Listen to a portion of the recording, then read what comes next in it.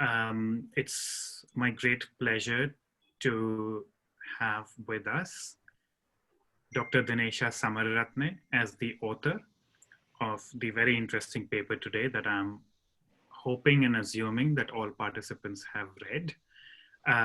Dr. Samararatne is a fellow at the Melbourne Law School and a senior lecturer at University of Colombo. She finishes her tenure at Melbourne this year and will be returning to Colombo in January. And as the Indian in the Junior Faculty Forum for Indian Law Teachers refers to the subcontinent, not the state, as the map behind me is hoping to convey. So it's great to have Dinesha here, not as a guest, but as a member. And it's particularly useful to have a paper that is not about the state of India, but three key jurisdictions in the Indian subcontinent. So Dinesha, you're very welcome. We're also extremely grateful and lucky to have Dr. Aparna Chandra with us, who has recently moved from NLU Delhi. She is now the Associate Professor at National Law School, Bangalore. I guess, I suspect most of you already know Dr. Chandra and her work. So we have two extremely clever people, and I hope that you're looking forward to this discussion as much as I am. A few logistical announcements before we begin. Most of you seem to be already following our guidelines, but just to reiterate them, please keep your microphones and your videos off throughout the duration of this session. The chat room is also turned off for participants. If you want to ask a question, and you can send a question at any point during the session, even while others are talking, by email to the address that one of us is going to post in the chat room. I believe it's jffilt20@gmail.com, but Jay, can you please post it in the chat room? So just email your question, keep it precise, keep it kind, keep it relevant to the paper. If you have not read the paper, please don't ask any questions. And we will take it up after the discussion, after the discussant has had a say and the author has made a reply. So we'll follow the usual format, which is that there will be no paper presentation. The paper is assumed to have been read by everyone. Professor Chandra will begin with about 10 to 15 minutes of her comments, followed by a few comments from the chair. And then Dr. Samararatne will have the chance to reply for about 5 minutes, after which we will take questions. And one final note before two final notices actually. The first is I should acknowledge yet again the incredible work that Jai, Swati, and Animesh do in keeping the Junior Faculty Forum running very smoothly behind the scenes. So thank you all very much. And very soon we will be thinking about inviting some more people to join our team, either in an advisory capacity or on the executive board to help Jai, Swati, and Animesh. So look out for that call, and this will be your way of contributing to the community. If you're interested, shoot me a line, drop me a message, and that'll be great. The final thing I want to remind you of is that the goal of this workshop is to help the author in making the paper as good as it can be. The goal is not to prove to others how clever you are. So bear that in mind when asking your questions. And with that, I pass over to Aparna. Thank you, Tarunabh, and thank you to the JFF team, Swati, Animesh, Jay, for putting this together and for giving me the opportunity to engage with such an excellent paper and with such a fantastic scholar. Dinesha, your paper does a wonderful job of traversing a wide array of domains. I mean, it's constitutional law, constitutional theory, political theory, legal history, comparative law, and not to mention not just the specific political and legal histories of one jurisdiction, but of 3 jurisdictions. So it was a pleasure to engage with your paper, and as all good papers do, it made me think anew about some of the assumptions that I have about constitution making, about the constitution making process, especially in the jurisdiction that I am most familiar with, that is of India. Your paper, Dinesha, makes substantive arguments about public participation in constitution making in post-war global South settings, and you make methodological claims about doing constitutional law from the global South. So what I'll do in my comments is I'll take each of these in turn, the substantive argument and the methodological argument. And then, since this is a forum for early career academics, I want to make some arguments about how you've written your paper. So your substantive argument, as I understand it, is this, that there is an emerging global norm in support of public participation in constitution making. However, there's little consensus on how public participation should take place.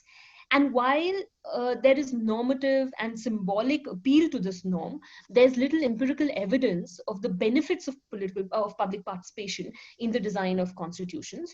To the contrary, and this is your claim, in post-war global South settings, which have fragile states, where there hasn't been a political or social resolution of differences, where violence is still a legitimate method of conflict resolution, and where strong anti-democratic, social, political, religious forces and institutions are present, in that kind of a setting, public participation can be counterproductive. It can lead to democratic erosion.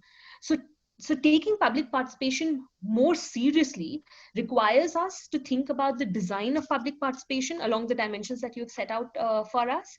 And your argument is that both we have to be more serious about how we do public participation in such settings, and at the same time perhaps be more modest about the value of public participation in such settings. So now you mentioned that there's little clarity on what counts as successful public participation. But I thought that underlying your thesis is some assumption, which you may want to excavate, of what successful constitution design looks like. So not the process of designing the constitution, but the design of the constitution itself. Is a successful constitution one which endures? Is it one which encapsulates certain values?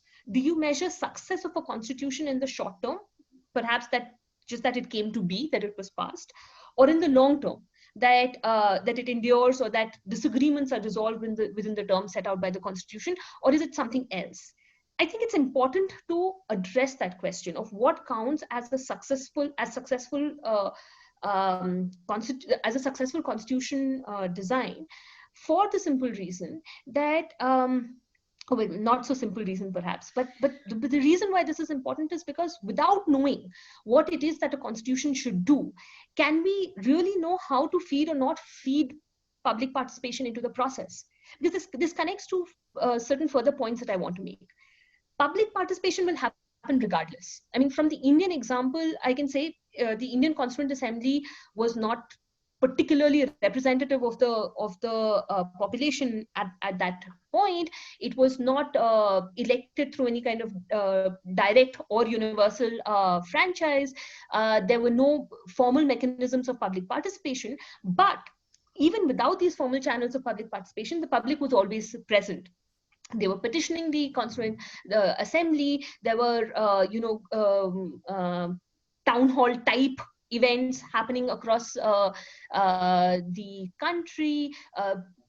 Newspapers were involved, and you could see always in the Constituent Assembly, the Constituent Assembly was reflecting on that which was happening outside. Right? So the public was always present. The Constitution framers were always referring to discussions that were happening in the public, or the petitions that they received, so on and so forth. And imagine in an age of social media and instant communication, this would only get amplified. So public participation in meaning making around the constitution is going to happen regardless of whether there are formal channels or not. The question is, who constitutes the public that gets to participate in these informal channels? Who gets to dominate these informal channels where meaning making is taking place? And I would assume that these would be the existing dominant groups, given power hierarchies, that in an unregulated space and an informal space, it would be, you would see a replication of the power hierarchies in society in the sphere, in the public sphere, where meaning making around the constitution is happening. So if a metric of the success of the constitution is its ability to protect the rights and interests of those who have otherwise been excluded, or of political and social minorities, then the formal design of public participation can help address the deficit or the distortion that can be brought about by purely informal channels. So, but that assumes that a metric for the success of the constitution is its ability to guarantee the rights and interests of political and social minorities. So there has to be some assumption of what this constitution is for, or what would count as a successful constitution design, and only then could you address how to design public participation or the constitution making process to ensure that some version of that constitution design comes to be. Now, that doesn't necessarily mean that one has to know the specifics of that constitution design, but at least some broad brush stroke of is it a rights oriented constitution, is it going to be a purely procedural constitution, some understanding at least of what this constitution is for. Likewise, if the measure of success of a constitution is its longevity and endurance, then there's a vast literature on endurance of constitutions that becomes relevant to your enterprise. And I know Tarunabh, for example, has written on this as well. So how, if at all, can public participation be designed for constitutions that endure and in constitutions that have endured? And that brings me to a point that connects the substantive aspects of the paper to the method. In states that have not achieved political resolution to deep fissures in society, what should a constitution be aiming to do? Global South constitutionalism tends to celebrate transformative constitutionalism, and you yourself, of course, have worked on transformative constitutionalism in your other work. But some of the celebrated examples of transformative constitutionalism, and here I'm thinking of India and of South Africa, have designed their constitutions around an interventionist state that engages not only in transformation of the political structure of the state, but also in social transformation. But in the conditions that you describe, post-war multi-ethnic societies where conflict resolution has not taken place, so on and so forth, perhaps it's the constitution that should be less ambitious, not the constitution design process. Perhaps to only provide a framework for the institutions and processes of carrying out the business of governance and for resolving differences, and provide rights at a very abstract level, kick everything else down the road, defer it for a later resolution. So you could imagine a more procedural constitution, perhaps akin to the US Constitution, rather than an Indian or a South African example, and defer everything else. And again, I know Tarunabh's own work on India has examined how deferment and abstraction were used as devices to get the buy-in of groups who had held some amount of social and political power and political capital, but who were losing out in the constitution making process. So, but the larger point is this: the problems that you mention may be resolved by constitutional design rather than only through the constitution making process. So exploring the links between design and process, I think, would be very important, and perhaps you could focus on that a bit more. On the methods point, I really like that you're speaking from the Global South and using and centering examples from the Global South. I did think that the methods part distracted from the larger argument of the paper that you were making, and perhaps depending on where you're publishing and who your audience is, you may want to rethink the need to make the express link to Global South constitutionalism. If you're speaking to a Global South audience, your examples are self-evident. If you're publishing perhaps in a North American journal, you may have to make the express link to Global South constitutionalism and Global South legal theory. But I did think that having that section in the middle distracted from the complex but very important argument that you're making. But more to the point, as you know, Global South constitutionalism is deeply alive to geopolitics. especially the asymmetries of power between the global north and the global south. And it explores these asymmetries in its scholarship. So you may want to explore these in your segment on the transnational legal actors who are acting as constitutional advisors, as agents, etc. Who are these people? What is their location? And to what extent, if at all, they can and they should impact both constitution design and the constitution and the design of the constitutional process. And I thought that was startlingly absent in your discussion of the transnational legal actors. And in fact, since you mentioned economic development, one may in fact need stronger public participation mechanisms to counteract the influence of transnational actors, just as we may need the influence of transnational actors to counteract the influence of domestic anti-democratic forces. So I think that interplay between the domestic and the transnational, and the and given the positionality from the global south, the problematic influence of transnational legal actors should also be possibly surfaced, and the value of public participation as counteracting that influence should, I would suggest, should be explored. My remaining two remarks are actually addressed to the audience. I would definitely recommend to the audience to think about how to do comparative law using your paper as a study. I'm assuming that the bulk of the audience is from India, but perhaps some of these comments resonate elsewhere as well. Paying attention to comparative method is important. The way comparative method, I won't even call it comparative method, but way comparisons take place in Indian legal academia is to pluck and choose examples that one is most familiar with and do a very functionalist comparative exercise. But this is also what has led to a global north focused constitutional theory, which may or may not resonate with the concerns and the material circumstances in the global south. And so I really like that about your piece, the examples that you chose and why you chose them. What were the similarities, what were the differences, and how could you therefore argue using three otherwise diverse jurisdictions and think about broader points of about constitutional theory using these examples. And so I would definitely recommend this as a piece to think about comparative method for the audience here. And the other comment I have is about literature review. Again, the way legal writing is taught, to the extent that it is taught in India, one typically has a formal literature review section in their papers, which is a summary of everything that the author considers relevant. And Dinesha's paper is a great example of literature review done well, because the literature review is spread throughout the paper, and throughout the paper, Dinesha explains what others have said, what are the gaps in the existing literature, how the paper addresses or advances the state of thinking on the topic, and it's not just summarizing of arguments. So apart from the substantive arguments, I would also recommend Dinesha's paper to be read for its method as well as for its literature review. The final comment I have is on the structure of the paper, Dinesha, and just before we began, I mentioned some of this. I thought you could more sharply state your argument up front and then go on to tell us how how you've reached how you're supporting that argument.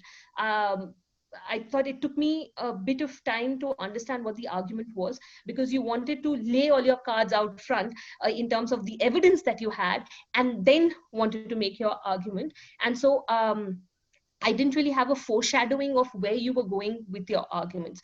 So I think you can just address your argument much more sharply right up front, perhaps in the first 2 or 3 pages, and lay out the building blocks for us in terms of the structure of the paper, and then just go ahead and do that work.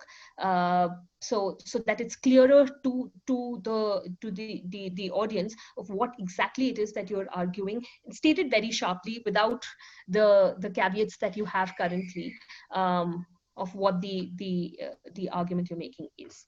So I will stop here, and happy to take questions in the Q&A session. Well, wasn't that a treat? I think an excellent discussion on a fantastic paper is really satisfying. So that was amazing. Thanks both to the author and the discussant. I'm going to make a few comments, but I'm feeling brave today. So we're going to experiment with taking live questions. The way to do that would be to use the raise hand feature in Zoom. And I think it automatically keeps a cue that I can see in the order of your raising the hand. So just leave your hand raised if you have a question. I will call upon you, and then I think I will have to give you the permission. Don't turn your videos on, please, because I don't think our system can cope with it. But just I'll permit you to unmute yourself, ask a question. Reminder, I'll make it, I'll issue the reminder again later. Precise, short questions or comments with the view to help the author, not to prove how clever you are. If this was a real seminar setting, I would also remind you not to interrupt other people. And this is a particular disease with many men in South Asia of speaking over women, not just in South Asia, everywhere. But so it's really, but you know, in our format, hopefully that problem will not arise.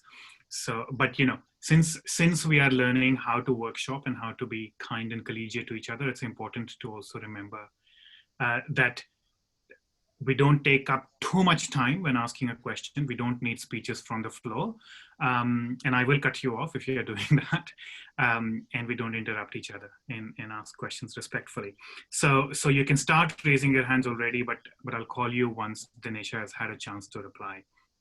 Now, here are a few things that I want to add to Aparna's excellent comments. The first is, I just want to echo what a fantastic paper this is, Dinesha.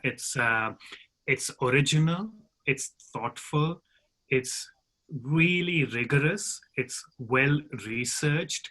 The data you have marshaled, the scholarship you have read, it's really a study in good scholarship on so many counts that if anybody in the audience has not read the paper, I would very strongly recommend that they do so. I also want to echo Aparna's thoughts about thinking of constitutional success, maybe on a temporal scale, right? So T0, the time of framing the constitution. Success there is getting a document that's reasonably okay to look at, I mean, substantively speaking, morally speaking, and that everybody signs up to, right? That's success. T1, you know, consolidation phase, implementation phase, T2 sort of further down the line. So it might be helpful to just delineate those things. And I don't think one paper needs to do everything, you know, that's a book length project, but maybe just a caveat that the success condition you are interested in is the one at T0. Just how do we get to a reasonably decent constitution that the key actors sign up to, right? Because that's what I think you are at. But anyway, just qualifying that will be sufficient. The second thing I want to mention is the length of the paper. It's the usual peer-reviewed journal article is around 10,000 words. That's usually the standard. Aparna said if you're sending it to an American Law Review, I don't think you should send it to American Law Review, to a peer-reviewed journal. But 10,000 words is usually the global standard, and I think it will need some cutting down to get there. Aparna very thoughtfully anticipated some of the comments I had about where this could be cut. And I'm going to say this, that perhaps you are self-aware to a fault. Often the problem with scholarly writing is that the author is not self-aware. They're not thinking about their own thoughts, right? They don't know why they think in a certain way, etc. And you know, given how thoughtful a scholar you are, you're very good at doing that, but not all of that needs to go in the paper. So one section in particular that I had in mind was a section called Questions on pages 11 and 12. It's a couple of paragraphs, right? But, and it's really good to see your mind working there.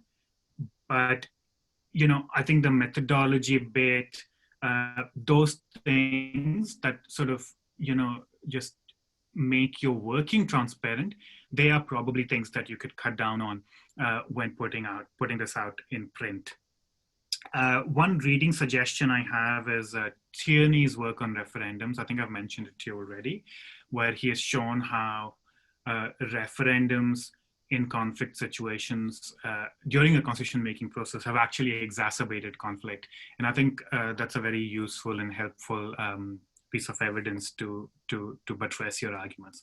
The final thing I will do, and this is largely for the benefit of our audience, so once in a while, we talk about 5 things that are important for an abstract, 5 things that I as an editor look for in a paper. So we're just going, I just want to there's a problem here. I can see someone called Nitya on my screen. I don't know why that is, but anyway, Nitya, if you could just make sure that you're muted and your video is off. Right, so I'm just going to talk about your abstract quickly and just work it out. So if regular attendees might remember the other session where we did this, there are 5 things that as a reviewer or as an editor, I try to find in an abstract. And remember, the abstract is the first thing a reader reads. And that is the basis on which they decide whether to read the paper or to not read the paper. So the abstract has to be very good, right? And the 5 things that I look for is the context, whether it locates the paper in a particular context. And that, if you can see, Dinesha does really well, right? She tells us what is the broader context of this paper, which is constitution making in post-conflict societies in the global South, right? So that comes out very clearly from the abstract. The second is the object of the study, right? The object of this study is public participation in that context, very clearly stated. The third thing I want an abstract to tell me is the method or the discipline, right? Now this, I'm ambivalent about. It can often be implicit in the abstract. Sometimes it's good if it's explicit, but you also don't want the abstract to be too long. Dinesha is quite explicit about her method in the abstract as well, and that's fine. But if she's challenged with words, sometimes journals have requirements of how long the abstract could be. That could be cut down or made more implicit. The fourth thing, and this is again to echo some of the comments that Aparna made, the fourth thing the abstract must do is to set out its thesis. What is it that this paper is going to tell me? And this is where I want to put some pressure on Dinesha's abstract, which in fact echoes some of the things that Aparna has already mentioned about the actual paper, which is that, if you look at the penultimate, or towards the end of the abstract, these dimensions are conflict resolution, democratization, transparency, etc. I claim that understanding public participation as comprising of these dimensions clarifies its nature and scope. This allows for a more honest but modest approach, right? So I can sort of guess what Dinesha's thesis is, but it's still beating about the bush. And I think not only is it beating about the bush, it's also underselling the strength of this paper. And this is, before the meeting I mentioned to Dinesha and Aparna, I think this is something quite commonly seen in works by, especially by, I know I'm stereotyping here, but by female academics, which is that, I was imagining how this article might have been written by a more confident, usually male author, would have probably overclaimed, given how much work has gone into it.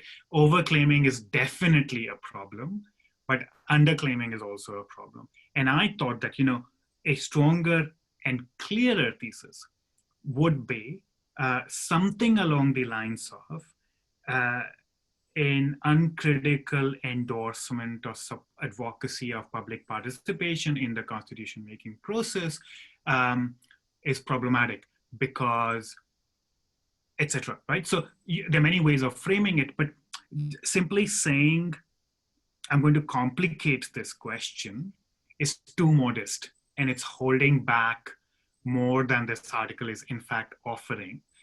And if I'd seen that as an abstract as a reader in a hurry who does not have a lot of time, I was like, okay, she's just going to tinker on the edges. It's not worth my time. Whereas the article, in fact, is extremely valuable. So I would just say be a little less modest. It's not a usual advice I give to most authors. But in your case, I think it's merited. So I think a stronger thesis, both in the abstract and the paper, would be good. And finally, the so what question should be hinted at in the abstract. Why does this matter? And I think that's clear given the importance of constitution making. So I don't think you need to say anything more explicitly what is at stake. But if that wouldn't be clear, it would be useful to articulate that more clearly. Okay, so I think that's all I want to say to this excellent paper. Dinesha, you have about 5 to 10 minutes to respond. Don't feel free, don't feel obliged to respond to everything we have said. There are things that you can say, I will think about it, things you can just agree and or just pick and choose whatever you feel like responding. And then we will take questions from the floor. And if you want to, again, reminder to the audience, if you want to ask a question, just raise your hand and leave it raised until you have asked your question. Over to you, Dinesha. Thank you, Tarun. Thank you for giving me this opportunity to have my paper workshopped in this excellent forum. Aparna, thank you for having read my paper so carefully and also for that very useful feedback. I must sort of admit that I didn't think to the extent that you suggested that I should about the relationship between the participation process and the end product. So having listened to your comments as well as Tarun's comments, I see the value in incorporating that into this paper. So that's definitely something I will probably work on and revise the paper with. I think in the few minutes that I have, what I would say is a little bit about the history of this paper, so that that will also help the attendees understand why this paper takes this form. So I think Tarun and also Aparna, you're right in saying that I am being cautious here. There are several reasons for that, but in this particular paper, one of the main reasons is that the non-academic part of me, if there were to be a part that is not, I mean, there's another side to me which is very much wanting to preserve public participation as a method of engagement in the public sphere. But at the same time, I'm troubled. In the last 2 years, I have sort of become more and more interested in thinking about constitutional law in the Global South on its own terms, which is why this paper has this section on it. So I've been concerned about this problem and I've been thinking about this problem of public participation. And then I've been sort of wanting to think about it within sort of the Global South context. And when writing the paper, I'm sort of also trying to locate myself in the field. And as a result, this paper is also almost, I am the audience for this paper because I'm trying to find out for myself how I will develop this argument. But actually listening to both of you helped me to see this paper separate from my intellectual journey. So I think now what I have to go back and do is sort of be a bit ruthless about it and revise it. But on the point about my voice, I think it is a personal struggle to be more confident in my claims, because I mean, to be honest, I feel like these are really difficult questions, and to present an answer as the answer, it requires a lot of confidence in what you're saying, and this impacts people's lives in a very immediate way. So I suppose it's an area in which I need to grow a little bit more intellectually. So I'll leave it at that and look forward to your comments and questions. Thank you. Thank you both. Well, thank you very much, Dinesha. That was characteristically thoughtful as a response. I just want to clarify quickly that the suggestion to have a clear thesis wasn't an invitation to overclaim. So your very nuanced thesis that public participation is something we should welcome, just the way you put it, but also be wary of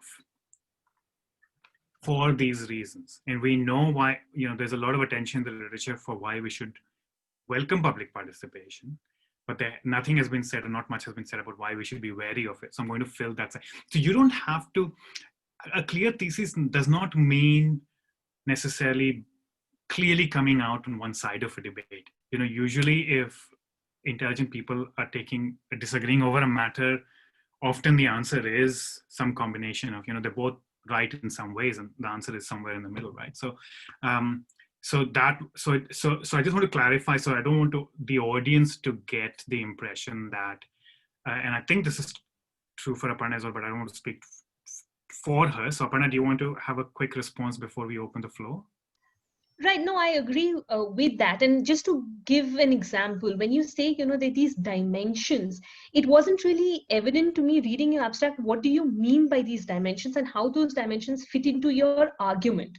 So I think I think what I am at least trying to say is clarify your argument, right? State it clearly and confidently, whatever your argument is. Don't overstate or understate your argument. Just state it clearly, so that words like these are dimensions, these are dilemmas, these are dimensions, these are dilemmas, but you are taking a position on these in your paper. So just state that position upfront instead of because this is something that I do, right? I mean, I'll say words like dimensions that really hide what I'm trying to say, which is to say, account for these 6 things in designing public participation, which is what you're saying, right? So I'll say here are dimensions that one may want to perhaps somewhat think about.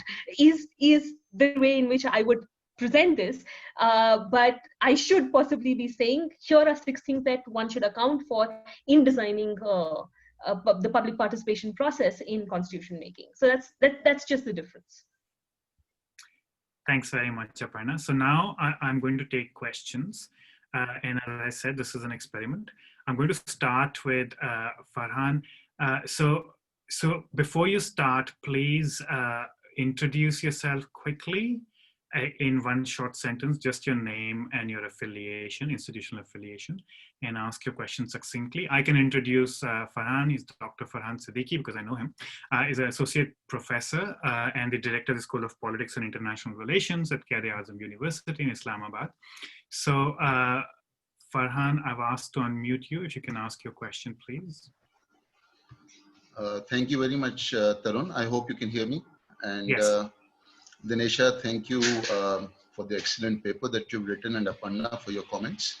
My question relates to the elitist dynamics of constitution making in post-war scenarios, and how these shape public perception or participation, if you will. So your paper, it offers a very succinct institutionalist analysis, and I was wondering how and whether, because you also engage the larger literature of conflict resolution and transformation, can a focus, let's say, on the cultural or attitudinal or relational levels of analysis is played out between adversaries in the post-conflict scenario plays out. So my question primarily centered on Sri Lanka, and this is also for my own education, relates to how and whether elites at the top, and whether they're Sinhalese or Tamils, whether they display a transformation in these attitudes and perceptions in the post-conflict phase. And if not, what does this say about both conflict resolution in Sri Lanka today, and also, the dynamics of how these elitist attitudes also shape the larger public participation with respect to the constitution making that you speak about? Thank you very much. Thank you very much, Farhan. And once you've asked your question, please lower your hand so that I know you're not on the queue anymore. Dinesha? Sure. Yeah, thank you, Farhan, for that question. So if you take the case of Sri Lanka and the role of elites in constitution making,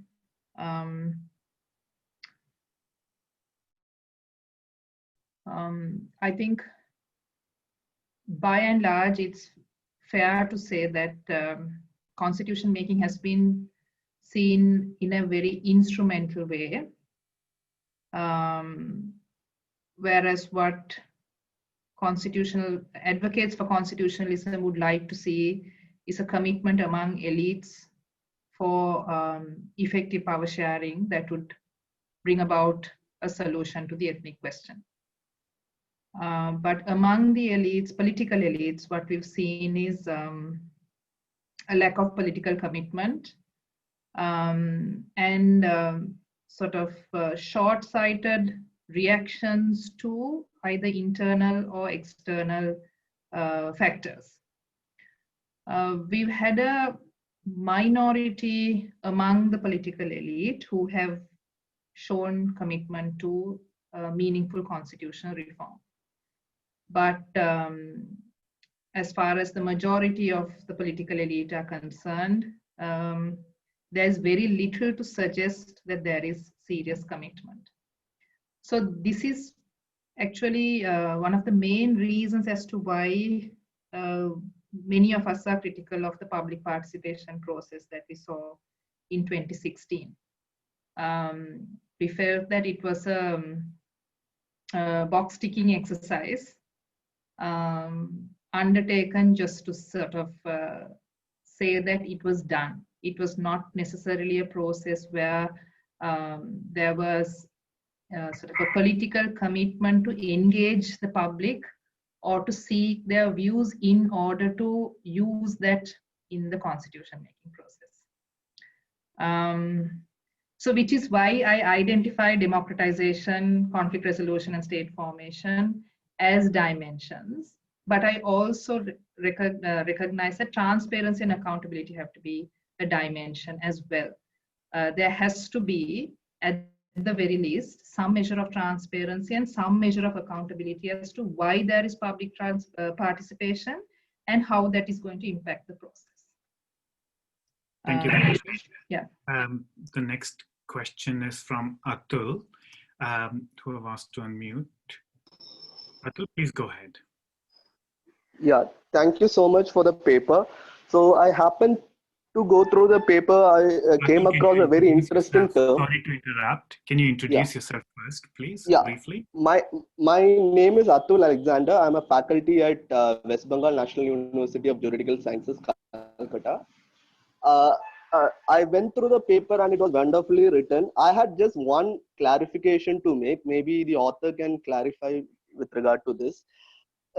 In page number 5 of the paper, the author mentions the term internal right to self-determination in the context of ICCPR Article 25. I wanted to know what is the significance of this particular provision in post and war, what we call as public participation discourse. So, yeah, thank you, Atul, for that question. Actually, in post-war context, the right to self-determination is extremely significant, if not one of the most significant issues. Because as I demonstrate in the paper in all 3 case studies, in Sri Lanka, in Nepal, and in Myanmar, the root cause of the conflict itself is the lack of freedom to exercise internal self-determination. In the paper, I don't go into that in a substantive way, except to draw this connection between the exercise of internal self-determination and how public participation in constitution making can be one instance in which that can play out. So that's the only connection I make, but there is a much more sophisticated discussion to be had about the relevance of the right to internal self-determination in post-war context. Thank you, Dinesha. And Atul, in fact, if Shubham will not mind, I'm going to jump the queue and invite Guruparan, who has written an excellent doctorate at the UCL, which I had the pleasure to examine on precisely this question on internal and external self-determination. So, Guruparan, if before asking your question, you could take maybe a minute or two, no more than that, to briefly explain what is the difference between internal and external self-determination in international law, and perhaps also your central claim about when does the right to external self-determination become available to a people. And then you can ask your question. So I will indulge you with a little longer. And by the way, I should also tell participants that you're welcome to direct your questions to Dinesha as well as to Aparna or to me. And Aparna, obviously, if you want to jump into any question, just indicate by raise of hand or something, and I'll call upon you. So Guru, over to you. Thanks, sir. Guru Paran from the University of Jaffna, soon to be formerly the University of Jaffna. So the difference between internal and external self-determination is that internal self-determination is a norm that suggests that the right to self-determination can be experienced, and a form of self-governance that meets the right to self-determination is possible within the framework of one state, rather than the creation of a entirely new state. So the argument for internal self-determination is that if people believe in the ideal of self-determination, the quest should not be in the creation of more and more nation states as such, right? More and more uninational states, and that the ethos of internal self-determination will require that you explore the possibilities. And where this has been exhausted, and this will depend on the particularity of the circumstances, and where you've exhausted the possibilities of internal self-determination, and when I say how do you evaluate whether you have exhausted or not, then possibly external self-determination might be a choice that nations must be allowed to have. Again, I've used the word nations and otherwise, which should be explained, but I won't take any more time given that I've already jumped the queue as well. Well, Guru, sorry to interrupt you. Yeah. But I think it'll be useful if you can just give us 2 or 3 quick examples of what internal self-determination might look like. So I would argue that Scotland, for example, enjoys a measure of internal self-determination within the larger framework of the United Kingdom. I would also argue that Quebec, to an extent, though I'm sure a Quebec's number of Quebecan parties would disagree that it's a measure of self-determination. So so this is basically sub-state actors, as Tierney and others would put it, Stephen Tierney and others would put it, looking at modes of self-governance within an existing state. And so it can be, and what constitutes to be satisfactory forms of internal self-determination will depend on the context. So for example, within what would largely be classified as a unitary state in the UK, Scotland, I mean, a majority of Scotland at least in 2016 agreed that the measure of self-determination they had was sufficient enough, that they didn't have to go for a separate state. Whereas, despite being a very strong federal sort of country, Canada, the substantial number of Quebecers who feel that that doesn't still satisfy their aspirations. So this will again depend on context. But if I may, Tarun, Dinesha, you know where I come from, so I'll also speak to you. But just on, I mean, I've had this, I mean, look, again, reflecting on the Sri Lankan process, but also being aware a little bit of the Nepali and Myanmar process, the question is whether there is a singular public here. And so if there is no singular notion of the public, and we are talking about multiple publics within, for example, in Sri Lanka, Nepal, and saying what sort of norm of public, I mean, so it seems to me that the paper, though you talk about the sort of diversity in these societies, that when agreeing that public constitution, public consultation is a good thing, there seems to be assumption that the public can be defined in the singular here. Is that something that needs to be revisited? A. B, I wonder also, again, harping on what Aparna and Tarun mentioned about what is the goal of constitution making here. And if it is peace, for example, I'm just suggesting, peace and order, and some sort of, stability that we are looking at, in post-war context, wouldn't a pre-public constitutional sort of agreement as such have to sort of precede a public consultation? Because if we are going to apply the same majoritarian norms by which we understand what public consultation is, wouldn't that defeat the whole reason why we need to have a solution here, particularly in the post-war context? Thanks. Yeah. Finish. Yeah. Thanks, Guru. Those are very helpful comments. In fact, I think in the next revision, these are the sort of theoretical challenges that I will have to take on. So I've been, in my sort of more recent reading and thinking, I've been wondering about the people and how constitutional change involves the people from a sort of a theoretical point of view. And that needs to come into the paper, because I think it's still at a stage where I'm being descriptive. It needs to be revised, but it also needs to synthesize some of these points that I think you all have already made, including the fact that the people are not just not singular, they are also constantly changing. I think Tarun makes a point about the people of the future. So if you take the temporal dimension a bit more sort of complicate the temporal dimension more, that I can increase the depth of the paper, I feel. So definitely your point is taken on board. And your second point is something that I sort of intuitively recognize, but again, to be quite honest, still feeling hesitant about putting that argument out there. But I think you're right. But I'll have to think about it a little bit more, I think, because the again, it's that intuitive commitment to I think in some ways romanticizing the public, which I think I need to sort of unpack for myself before I start dealing with it in this paper. But thank you. Aparna, did you want to come in? I think you got disconnected. So just repeating, the query was, you know, during constitution making, we can't assume that there is a singular people.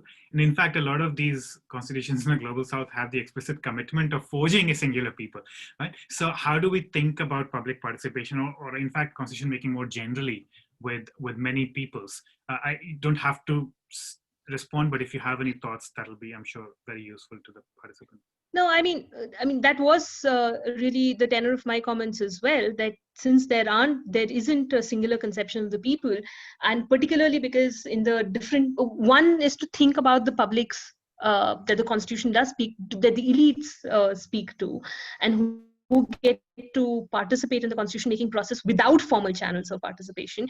How could you design formal channels of participation in a way that the publics and the peoples that that otherwise get excluded might get included? And the second is just the idea that you might want to, both to account for the people of the future, but also to account for intractable problems of the present, is the question of deferment, which again, like I said, Tarunabh, you've written on, but the question of deferment as a device to get around some of these issues, as opposed to excluding of the people, right? So I mean, do little, be more modest in what the constitution is going to do, rather than necessarily what the place of the people in that constitution is. Mm. Yeah. Can I respond, Tarun, please? Of course. So actually, Aparna, I had made a note about the point you made earlier about deferment. So that's a slightly tricky issue in post-war context. And in fact, in Sri Lanka, but also now in both Nepal and then in Myanmar, this is a fairly contentious debate. Because groups that have sought a seat at the table in constitution making expect the constitution to resolve the issues that they have fought for. So deferment becomes very politically very contentious. Sri Lanka has not dealt with it in any successful way. Nepal seems to have gone to some extent in sort of offering as much as it could in the constitution, but in its implementation, they are experiencing certain challenges. And of course, Myanmar is nowhere close to this. And they are only now beginning to have this conversation about deferment or incrementalism. So it's either ways, you're going to have somebody who's deeply unhappy in this debate. I just leave it at that. Thanks, Dinesha and Aparna. So some jargon has been thrown around, and which is unavoidable in this context. So I think I'll take my prerogative as chair to just, or duty as chair, to explain that quickly before I'll call upon Shubham, who has been extremely patiently waiting with his raised hand for a while. So the paper that Aparna mentioned is called Directive Principles and the Expressive Accommodation of Ideological Dissenters. So if you're worried about jargon, they're 5 for you. But the main idea is that constitution making is bloody hard. It's really hard because if you lose a political battle today, you still have the hope of winning it tomorrow. If you lose a constitutional battle today, and if things go to plan, you've lost for a very long time, and for all practical purposes in a human lifetime, maybe forever. Right? So constitution making produces permanent winners or semi-permanent winners and semi-permanent losers, which means that there is a strong incentive for intransigence. There's a strong incentive to hold out until your fundamental demands are met. It is also the time when the need for consensus is the strongest, because a constitution framed without broad consensus is not going to last, or is unlikely to last. So it's a time, the time when you need the consensus most is also the time when consensus is the hardest to achieve, because there are many veto players. You can't adopt a simple majority rule. And one of the tools that constitutional practitioners have developed is broadly called constitutional incrementalism, which is basically doing things step by step. So I'm throwing another jargon. The idea of what I've told you basically in political economists would say that the transaction costs during constitution making are very high. And one way to reduce this transaction cost is to kick the can down the road. So how do you do that? For example, the language provision in the Indian Constitution said Hindi and English will both be official languages, not national languages, official languages for 15 years, and then only Hindi unless Parliament acts to retain English, right? So that's a sort of partial deferment where you maintain status quo for a period of time. The American Constitution had a 20-year status quo clause for slavery because people couldn't agree. So we'll not touch slavery for 20 years, and then we will come back to the question. You can do this by explicit deferment. You can do it by the Bangladeshi method, right? Which is you make the state both secular and Islamic in the constitution and make both of those provisions unamendable, right? So basically you create a direct conflict in the constitution and let the future decide which one prevails, right? So, and then, so it's creative tension. So that's the idea of constitutional incrementalism or deferral, and it's seen as one way of resolving intractable conflicts.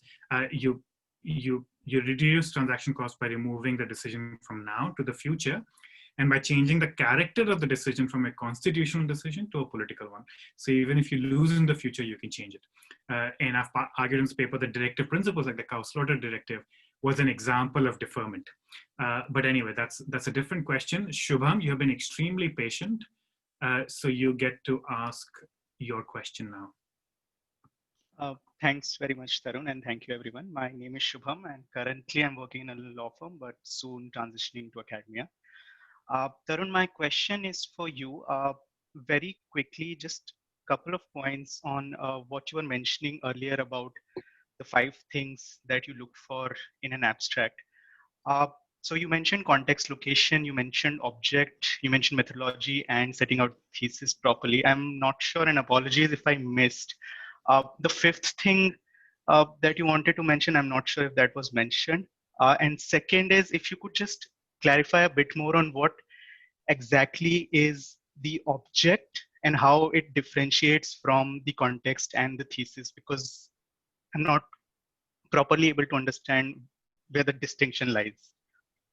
Sure. So very quickly, Shubham, the final thing was a so what question. Why does this matter?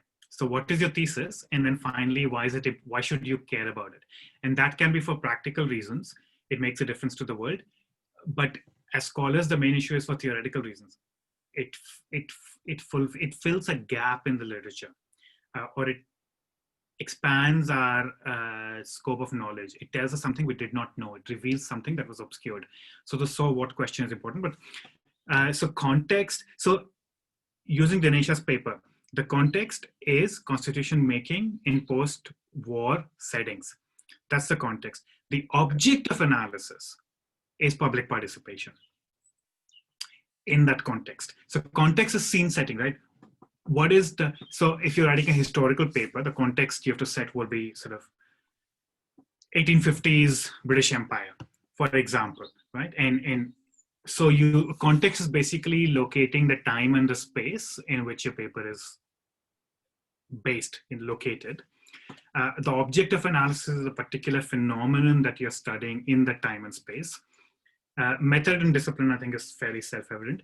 Thesis is, what is it that you're going to claim about this object of analysis, right? So in Dinesha's case, it will be that, public participation is not an unadulterated good, right?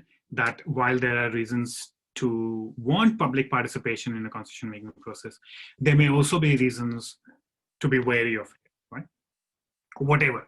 And then finally, the so what question. Why does this matter? Now, I should be very clear that these are the 5 elements I look for in an abstract, but they need not be organized in this way. So often, simply by talking about the thesis, the context and the object will be implied and will be very clear. So these are the 5 things you want your reader to pick up from your abstract, but this is not a structure. These are the elements that need to be there. So, in the first seminar, when I talked about the 5 things that the article should have, there we discussed structure and how it should follow, and maybe in a future JFF we can talk about that again. But an abstract can be structured in many ways. Your main goal is to make it interesting, but these are the 5 elements a good abstract will reveal to the reader. Okay. Thank you very much. Thank you, Shubham. We have a hand from Windows 7. Could you please introduce yourself briefly, Windows 7, and then ask your question. Listen me. Hi, we can hear you. Please go ahead. Good afternoon.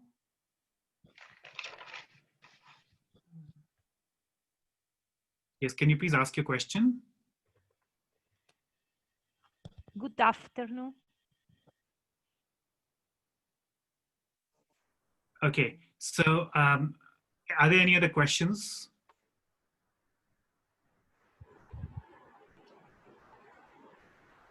Windows 7, do you want to ask a question? I'm going to mute you now because I'm not sure you have a question. Okay, so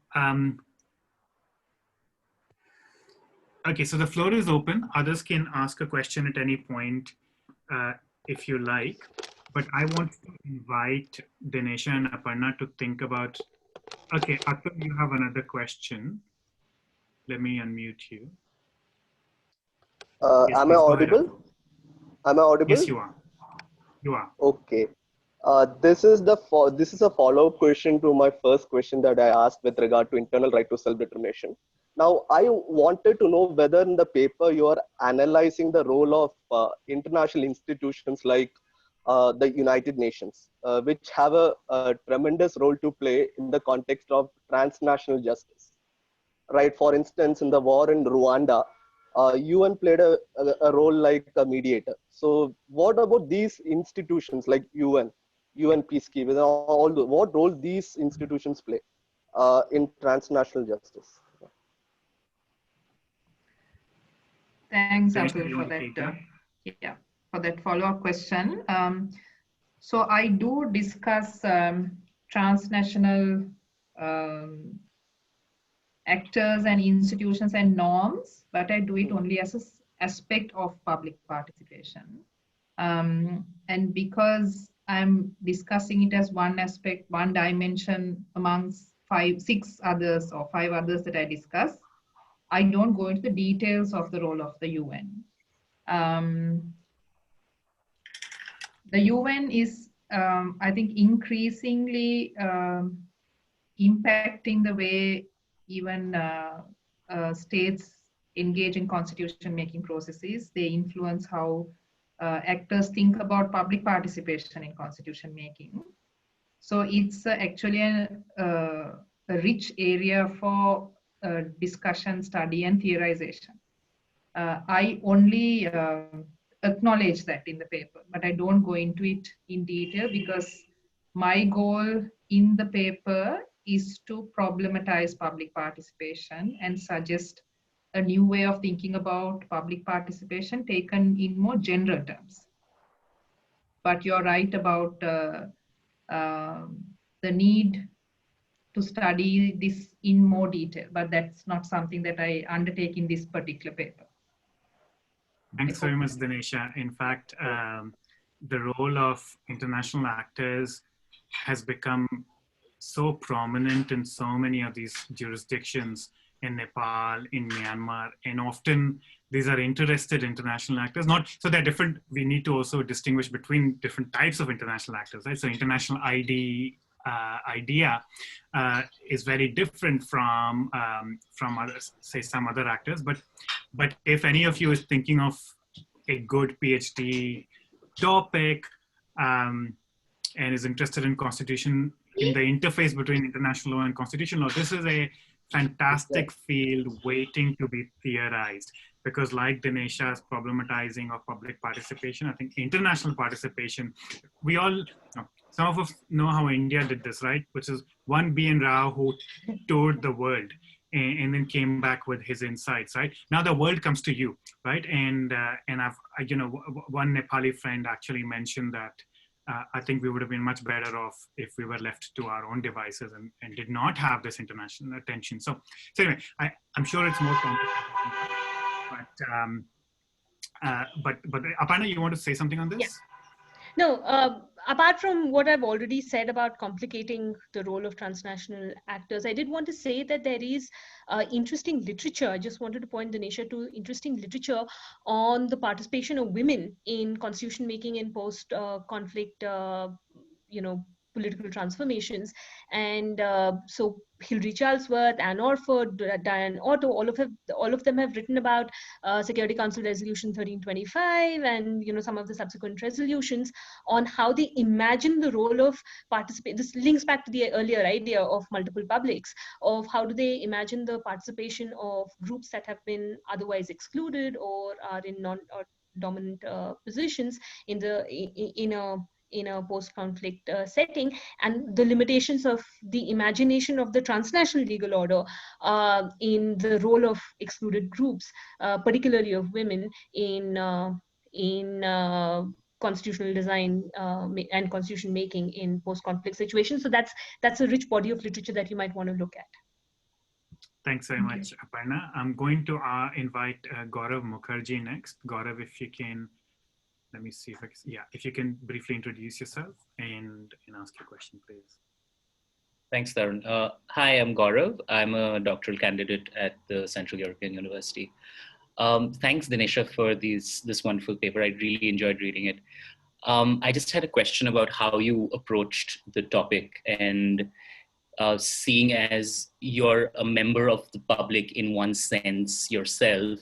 So how did you approach the topic of public participation as a member of the academy, as somebody who has seen this happening in front of them? How do you think us as scholars should approach something that is live, ongoing, and not fully settled? And I kind of wish that you had brought that out more sort of clearly in the paper, like your own sort of experience in this as somebody who is from Sri Lanka. So could you just reflect a bit on that? Thanks so much. Thanks, Gaurav. That's again a very good question. And I think that's actually also another project, because it's again another very rich area for different reasons. One is it foregrounds this dilemma that most scholars, stroke activists in the global south have. In some ways, you wonder whether you have the luxury of theorizing on your experiences, because there's an urgency to react and to respond and to critique in the political spaces or the institutional spaces that you may be part of or that you may have access to. So my presumption on this at the moment is that many academics spend a lot of their energies on advocacy simply because of the fact that we don't have that luxury for different reasons of stepping back and theorizing on it. And if you do come to that moment where that urgency is no more, then you have something else that you need to be reacting to. So I think in my own situation, I am able to theorize on this because I'm not in Sri Lanka at the moment, and I'm not sort of doing the usual work that I would have been doing if I continue to work in my academic role. I'm currently on leave. So as such, I've had this ability. The other point I wanted to make is the whole issue of the precarity of these experiences. So if you've been, as a citizen, you've been wanting, you desired or you've looked for this opportunity where constitution making could happen, some kind of public participation could take place, you are willing to accept something rather than nothing. So if you, so then that becomes a different kind of a dilemma. You have something in the space where you didn't have anything at all, or where things were sort of quite regressive. So in that moment, do you critique that process and thereby possibly jettonize it? Or do you keep quiet? Or do you kick the can down the road? I think there is value in critiquing your experiences as you live through them. But I'm also conscious, if we talk about the Sri Lankan context,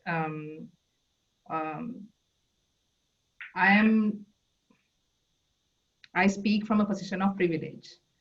And I have the luxury of looking at the ethnic conflict from a position of privilege. The materiality of the ethnic conflict hasn't touched me as of yet.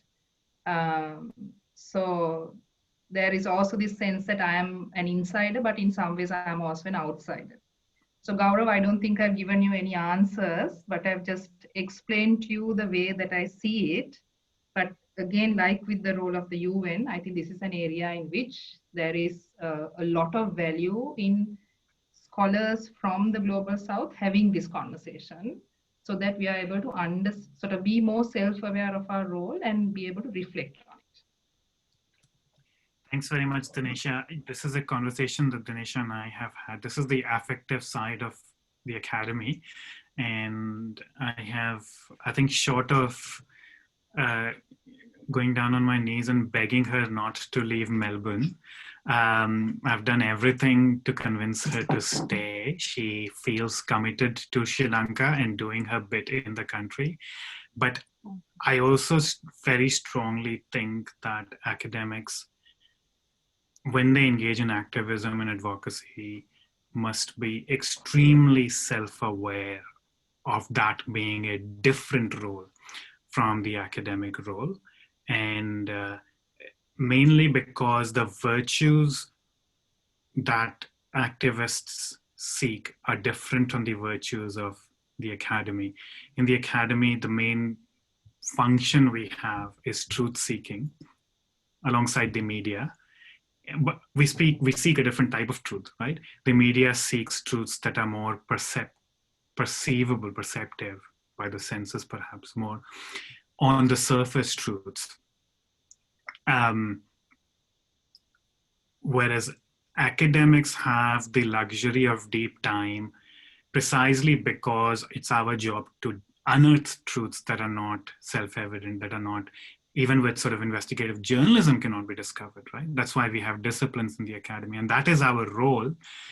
And if we start conflating that role, truth and justice, run in parallel over the long term. Yes, they do seek the same goal. They will meet, but in the short term, they can come into conflict. And I think it's extremely important that when we are doing advocacy, we know that that's what we are doing and we're not acting as academics. I think there's a danger of becoming a worse academic and a worse advocate if you try to traverse both boats together. So I'm very, and I speak as somebody who is very involved in advocacy on certain issues, but I try to keep those two jobs separate in my own head.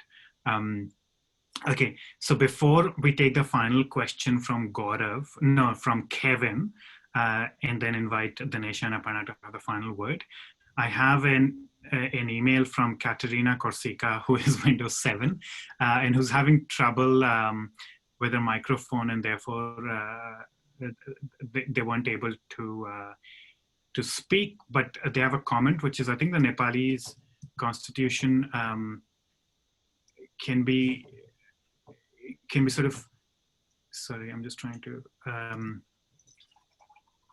can be considered an anti-litterum constitution for Articles 38 and 39, right to women and right to children, in Article 41, right to senior citizens. So thus recognizing a particular public participation in that part of the population whose voice still struggles to be heard. So that's very interesting. Thanks for sharing that with us, Katerina. And I think the main trouble is, how do you think about public participation before the constitution exists, right? And I suspect that's why you call it anti-litterum, but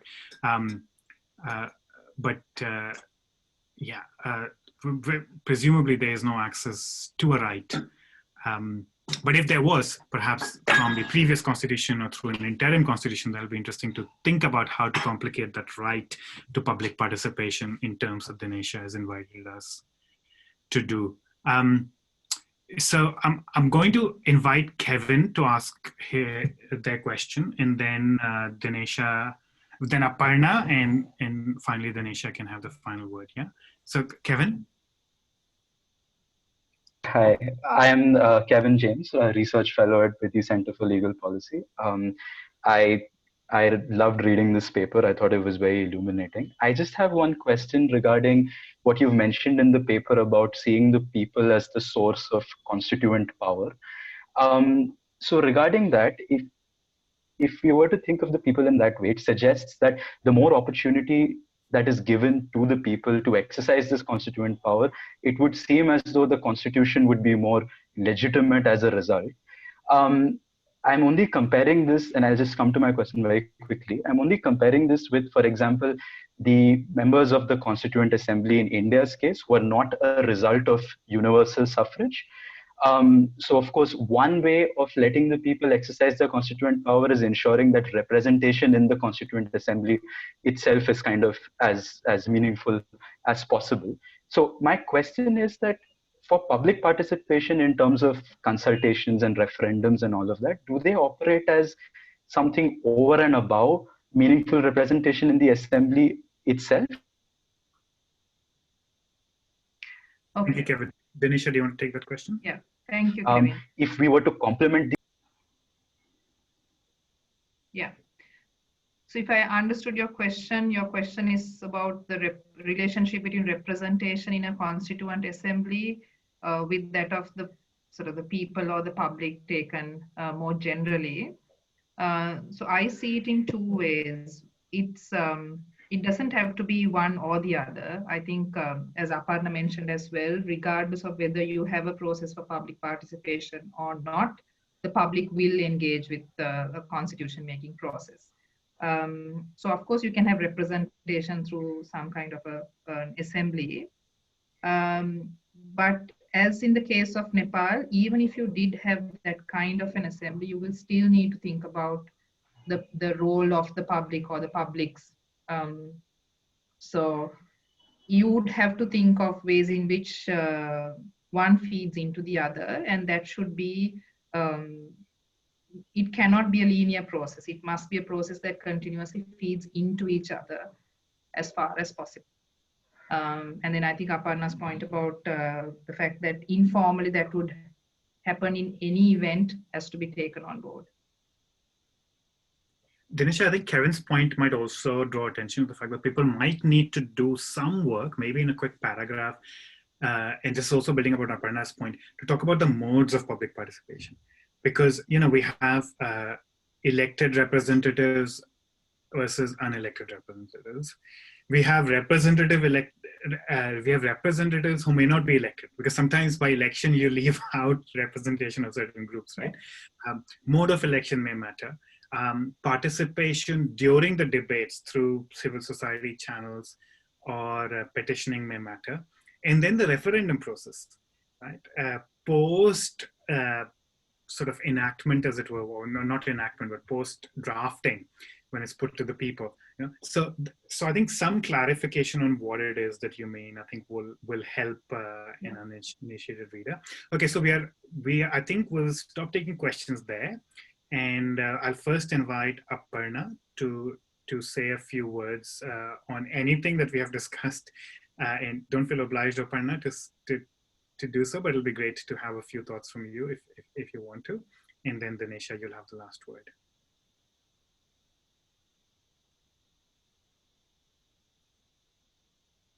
Aparna, okay, I've asked you to unmute, so you should be able to unmute now. Great. Yeah.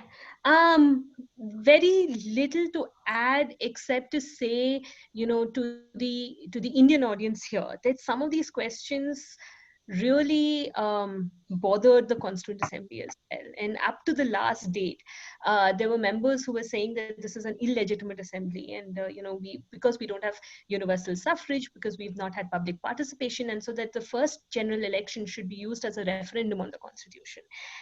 This happened both in the framing of the Constitution and the First Amendment debates, and this was so the idea that the framing of India's Constitution, which by some metrics has been successful, right? They got a draft. It has by and large endured. I mean, when it's endured for the last 70 odd years, this by some metrics it's a successful constitution, but some of those issues were not resolved. That leads to it leads to the second point, which is that so much of what Dinesha has said has ongoing application beyond, you know, the T1 moment of constitution or T0 moment of constitution making, which is that constitution is not made in one single moment. It is made and unmade and remade throughout its life, right? So through formal amendments, through informal change, so on and so forth. And there's a rich literature on constitutional moments and constitutional change that speaks to that. And how does the public get involved, through what processes, is an ongoing, is a discussion that is relevant not only for countries that are going through the T0 moment, but for constitutions around the world that have some form of document, but are still debating the terms on which the constitutional settlement has happened, or, you know, constitutional discourse is happening. So just to say that, I mean, I think Dinesha, your paper would speak so much to those moments in constitutional history for countries that have some kind of a constitutional document already as well. And that's one of the many reasons why I loved your paper. Just a small footnote to Aparna's comment before Dinesha, I invite you, which is that in this director's paper that I was writing, one of the claims I make is that the fact that the assembly was not elected was a huge blessing in disguise, because what it meant was that they found themselves in sort of Rawlsian veil of ignorance. Nobody knew in the assembly. They had some hints, but India never had universal franchise elections. Nobody knew how they will fare in the future polity. And therefore, they were all modest and all trying to ensure that they will survive, not only if they are the future victors, but also if they're the future losers, right? So this absence of a representative election-based assembly, to my mind, made a better constitution. If the Congress party had won an adult franchise, universal franchise election, as it almost certainly would have, it would not have been, it would have thought it had a mandate like it did in 1937. It would have not accommodated as many minority voices as it did, and we would have had a much worse constitution, is my sense. Obviously, that it can cut in multiple ways. So Dinesha, final word to you. Yeah, thank you, Tarun. I only have to say thank you because, I mean, all of you have taken the time to read this paper and to engage with it. And I know the paper would stand to benefit greatly from this experience. So I want to thank Aparna and Tarun, Swati, Animesh, and Jai for getting the logistics together, but for each of you for having read this and for the comments and questions, because I mean, ultimately, I think academic work is a collective effort, whether you like to admit it or not. So I'm sort of enriched by this time that I've spent at this workshop. So I'm very grateful. Thank you for that. Well, thank you very much, Dinesha. That's thank you immensely for what has been, I think, an excellent experience, and both to Dinesha and to Aparna for a fantastic discussion as well. I think participants will absolutely agree with me that this has been a really fantastic discussion. So thank you very much. You both displayed precisely the virtues that at the JFF we are trying to inculcate and encourage, of thoughtfulness, of kindness, of generosity, of robustness, and of rigor. So very pleased with that. A few housekeeping announcements before we close. Next, our November JFF will feature a paper, a co-authored paper with one of our participants today, Dr. Atul Alexander, who asked a question earlier. It's on international law, and our discussant will be Dr. Surbhi Ranganathan from Cambridge University. So I hope you will all join that. In December, we are hoping and will probably go ahead with a workshop, a different kind of workshop, not on a paper, but on a research proposal. On a doctoral research proposal, I know that we get a lot of students who are applying to do their doctorate. So how do you write a good research proposal? We've planned it hopefully for December, and we should be able to go through it. A plug for another initiative I've been involved in, which is speaking about the Constitution in Hindi. And this is a monthly series with Live Law, which explains an aspect of the Constitution in Hindi. There's a lot of interest in constitutionalism and moving beyond English as the language of constitutionalism. Maybe at JFF, who knows, at some point in the future, we will feature a paper that is not in English. But fingers crossed on that. So very finally, a huge thank you once again to our author and our discussant, who I hope both of whom will join the advisory board for JFF that I'm hoping to create soon. And to our 3 stars, Jay, Animesh, and Swati, for all the work they do in the background, and to all your participants. I think the asking questions directly format worked well. Next time we might even be brave enough to ask you to turn your videos on, but we will see. Please don't Zoom bomb us. Thank you very much. See you in November. Bye-bye.